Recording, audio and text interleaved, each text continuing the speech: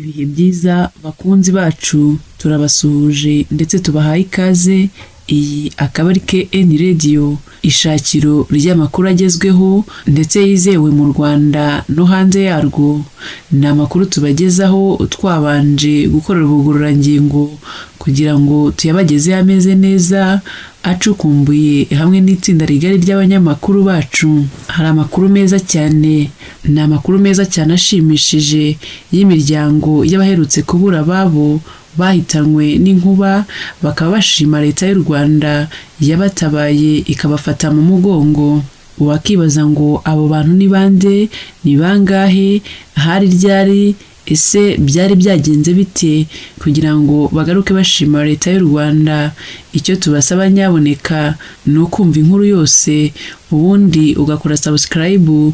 Ubwo ndavuga mwebwe mutarayikora, ni ukureba hano munsi y'inkuru mugakora subscribe cyangwa se sabone, maze mugakanda no kukazogera.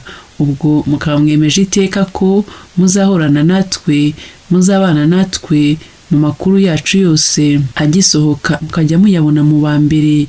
Niba warayikoze turagushimiye cyane.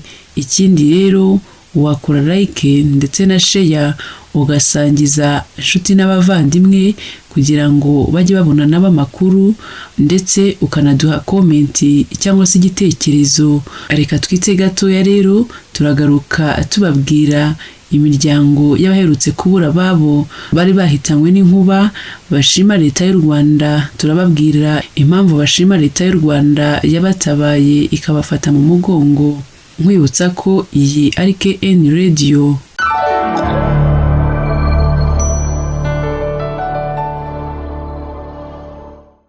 Nongeye kubaha ikaze mu makuru yacu, amakuru tubagezaho twabanje gusesengura.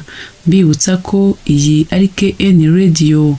Imiryango y'abaherutse kubura ababo bahitanywe n'inkuba irashima leta y'u Rwanda yabatabaye ikabafata mu mugongo. Abantu 8 bo mu turere twa Ngororero, Rutsiro na Musanze nibo bahitanywe n'inkuba mu mvura yaguye ku mugoroba wa tariki 8 uku kwezi kwa Nyakanga 2024. Abahitanywe n'inkuba bose ni abagore, ikaba yarabakubitiye mu mirenge itandukanye. Ibi byago bikimara kuba, Minisiteri ishinzwe ibikorwa by'ubutabazi MINEMA hamwe n'ubuyobozi bw'inzego z'ibanze bw'aho ibyago byabereye begereye imiryango yabuze abayo, bayiba hafi, barayihumuriza, banayifasha mu bikorwa byo gushyingura ababuze ubuzima. Ndindirimana Jean Paul w'imyaka 36 ukomoka mu karere ka Musanze, umurenge wa Nkotsi, yapfushije umugore we Mukandayisenga Angelique. Yari asanze mu rugo avuye mu kazi, inkuba igahita imukubita mu rugo rwose, bagahungabana bakibaza ibibaye, bikabayobera. Mu magambo y'uyu mugabo yagize ati, hari nka saa 12 z'umugoroba, imvura yarimo kugwa, twumvise inkuba ikubita, mbona umwana umwe anguye iruhande, ndebye ku rundi ruhande mbona madamu yaguye hasi, turatabaza afata umujyanye kwa muganga.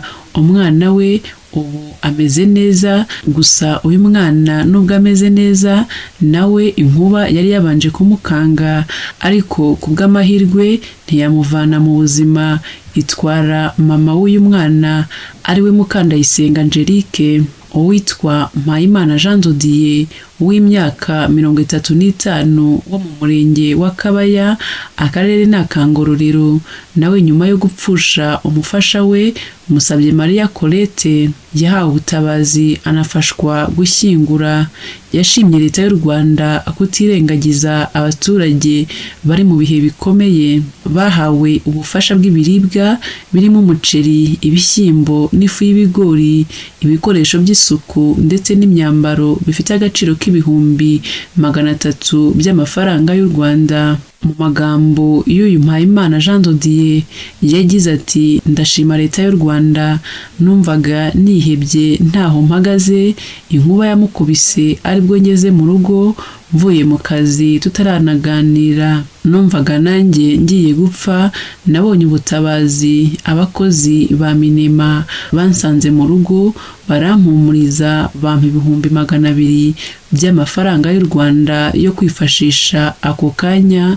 Ndashima leta yacu ituba hafi umunsi ku munsi ndetse no mu bihe biba bigoye. Ku wa 14 Nyakanga uyu mwaka, iyi miryango yabuze ababo yongeye guhabwa ubundi bufasha burimo ibiryamirwa, ibiribwa birimo umuceri, ibishyimbo n'ifu y'ibigori, ibikoresho by'isuku ndetse n'imyambaro bifite agaciro k'amafaranga asaga 300,000 by'amafaranga y'u Rwanda. Nziyonsenga Etienne wo mu murenge wa Muhanda, akarere ka Ngororero, nawe yapfushije umufasha we Niyigaba Joseline, amusigira umwana w'ibyumweru 3. Mu marangamutima menshi yashimye uburyo yahumurijwe agafashwa gushyingura. N'ubu ubuyobozi bukaba bukomeje kumuba hafi, aho yemerewe kuzahabwa uburyo buzamufasha kuzajya abona amata y'uru ruhinja yasigiwe n'uyu mufasha we wavuye mu buzima. Mu magambo y'uyu mugabo yagize ati Minema yampaye amafaranga 200,000 by'amafaranga y'u Rwanda, bikimara kuba nyifashisha mu gushyingura no mu bindi nari nkeneye. Uyu munsi nongeye guhabwa ibiryamirwa, ibikoresho by'isuku, ibiribwa, imyambaro ndetse n'ibindi. Kuba leta itwitaho biratwubaka bigatuma tudaheranwa n'agahinda.